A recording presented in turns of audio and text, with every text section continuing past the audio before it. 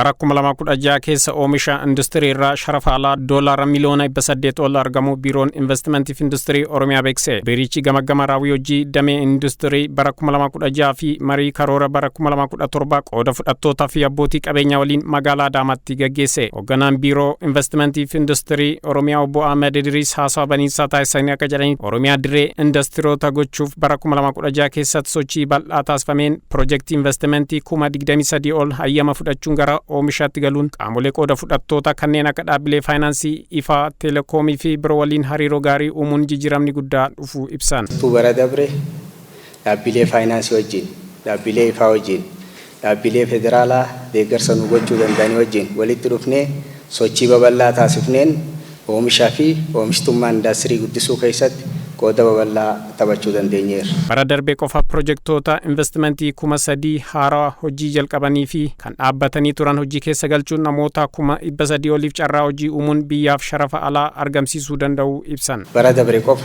piroojeektoonni investimentii 3,000 haaraa hojii kan jalqaban yoo ta'an kana keessa indaastiriin haaraa hojii jalqabee fi kan dhaabbate hojii jalqabe 1,000 oliidha. Kuni ta'uu kan danda'eef warri ifaa akka gaariitti nu gargaaranii ifaa akka galchan gochuudhaan warri faayinaansiitii samma tokko faayinaansii dhiyeessuudhaan bu'aawwan argameedha. Kana qofa osoo hin ta'in operationallee reetiin indastiriidha duraan parsantii 48 ture gara parsantii 56tti guddachuu jalqabeera. Kana gochuu kan dandeenyeef warri galtee dhiyeessan haalaan galtee dhiyeessuudhaan tattaaffii guddaa waan wajjin godhaniif. Kana gochuudhaan nama 300 ol carraa hojii kan uumne yoo ta'u fudhachuu qofa osoo hin ta'in biyyaafis immoo gara doolaara biliyoona 800 sharafa galchineera. Karoora bara 2017 keessatti investoroota 30,000 simachuun piroojeektoota industiroota 3,000 ol hojii keessa galchuu lafa hektaara 80,000 ta'uu qopheessuun hojii keessa galuun doolaara miliyoona 900 ol argachuu carraa hojii barbaaddota 500 ol uumuuf sochiin bal'aan taasifamaa jiraachuu ibsan. Waliin taanee hojjanne bara dhufu investara 30,000 simachuudhaaf lafa hektaara 80,000 qopheessinee qophii barbaachisaa goonee eegaa jirra. Indaastirii yoo xiqqaate 3,000tti siqu hojii jalqabsiisuudhaaf tattaaffii godhaa jirra. Kana qofaa miti nama 500,000f carraa hojii uumuudhaaf tattaaffachaa jirra. Miliyoona 900 ol doolaara biyya alaa galchuudhaaf qophii guddaa gooneerra. Karoora keenya kana irratti caasaa keenya wajjin akka gaariitti marii babal'aa gaggeessineerra. Garuu karoorri kuni kophaa keenya galmaan ga'uu hin dandeenyu abadan. Kan galmaan geenyu Itoophiyaa Limaatu Baankiin akka gaariitti nu gargaareedha. Kan galmaan geenyu Eegils akka gaariitti nu gargaareedha. Kan galmaan geenyu warri ifaa akka gaariitti kan nu gargaareedha. Kan galmaan geenyu warri dhaabbileen naannoo irratti waliin hojjennu qindeessinee dhimmi investimentii dhimma indaastiriidhaa kiyya jennee wajjin hooggansa waliin yoo kennineedha.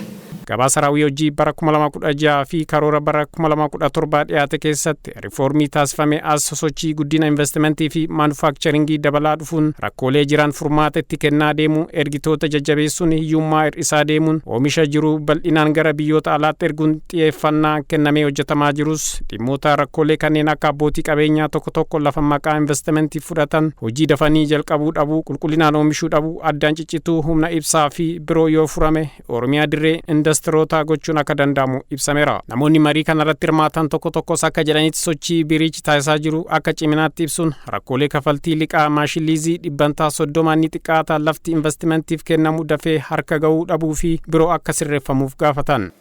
Biiroon industirii fi investimentii Oromiyaa sochiin inni itti jiru baay'ee waan nama gammachiisu durumarree fooyyee guddaa kan qabuu fi tajaajila investiroota simachuu gubbatti keessummeessuu irratti haala gaarii waan nama gammachiisu agarra. Yeroo hunda yeroo dhaynu ammallee itti nu waasufanii galatooman jechuun barbaada. Bara dhufu keessatti baankotaan wal qabatee parsantiin 14 kan kanaan dura liqiidha jedhamee taa'e sun akkamitti bara dhufu kana keessatti akkamitti ilaalama. Daangaan taa'e sun investimentii irratti dhiibbaa guddaa hin qabu jedheetan kanarratti kallattiin taa'e yoo jiraate isa oduu ibsataniin jedha. Amma maanti jira fakkeenya lafa hin kennama. Lafti yoo kennamu liisiin kaayee jira. Kaareen liisiin fakkeenyaaf sarbiisii gubbaatti 63 galee jira. Manufacturing irratti gara 40 wayii galee jira. Per kaaree jechuudha.